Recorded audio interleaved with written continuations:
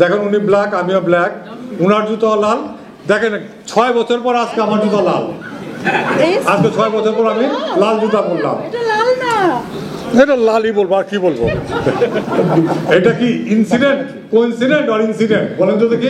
আমি আজকে ভীষণ ভীষণ নার্ভাস, সত্যি কথা। আমি খুবই ভয় পাচ্ছি, আমি জানি না কেন। আমার কাছে মনে হচ্ছে যে খোঁজ দ্য সার্চ 2008-এ আমি যখন সোনারগাঁ হোটেলে গিয়েছিলাম সিনেমার মহরতে, মানে আমি কি বলবো, আমি কি করবো, আমি কিছুই বুঝতে পারছিলাম না ওই দিনটা। মানে আমার কাছে আজকেও ঠিক এরকমই মনে হচ্ছে। আর আজকে যে কারণে আমরা এখানে, জাজ মাল্টিমিডিয়া আজিজ ভাইয়া নতুন করে, আসলে আমি কি বলবো, নতুন করে বলার কিছুই নেই। তাদেরকে নিয়ে পুরো বাংলাদেশ, এদেশের যারা সিনেমা লাভার সবাই তাদেরকে চিনেন, জানেন। তারা সবসময় নতুন কিছু নিয়ে আসেন, আপনাদের সবাইকে উপহার দেন। আমি ভীষণভাবে কৃতজ্ঞ আজিজ ভাইয়ের কাছে যে উনি আমাকে তার প্রোডাকশনে বিশ্বাস করেছেন যে এই ক্যারেক্টারটার জন্য আমি হয়তো পারফেক্ট হব।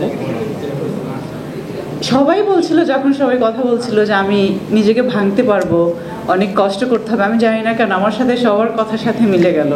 আমি জানি যে এই ক্যারেক্টারের জন্য, এই সিনেমার জন্য আমাকে অনেক কষ্ট করতে হবে। সবাই একই কথা বলছে, তার মানে সিনেমাটা অনেক অনেক বেশি ভালো হবে। আর ভালো তো হতেই হবে। মাসুদ রানা, বাংলার জেমস বন্ড, মানে যেটার সাথে মানুষের অনেক ইমোশনস, অনেক ভালোবাসা জড়িয়ে আছে।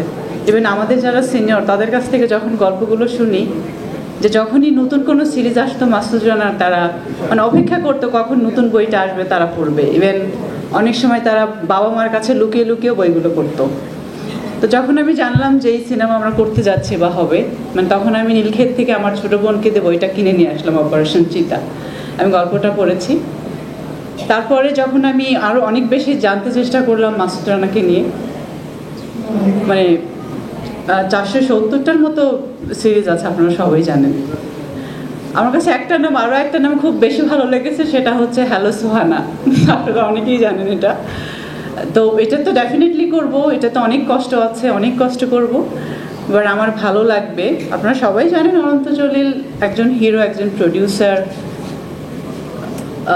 তো আমি রিকোয়েস্টটা তার কাছেই রাখবো যে নেক্সট মাসুদ রানার হ্যালো সোহানাটা যেন আমাকে দে করে। যাই হোক, সবাই আমাদের জন্য দোয়া করবেন। ধন্যবাদ, অনেকক্ষণ সবাই ওয়েট করেছেন। আমার মনে হয় সবার খিদাও লেগে গেছে। সবাই ভালো থাকবেন, সুস্থ থাকবেন। আর অবশ্যই আমরা বাংলা চলচ্চিত্রের উন্নতি চাই, সেই শুরু থেকেই এখনও যতদিন থাকবো, যখন থাকবো না, সিনেমা করবো না, তখনও ভালো চাইবো।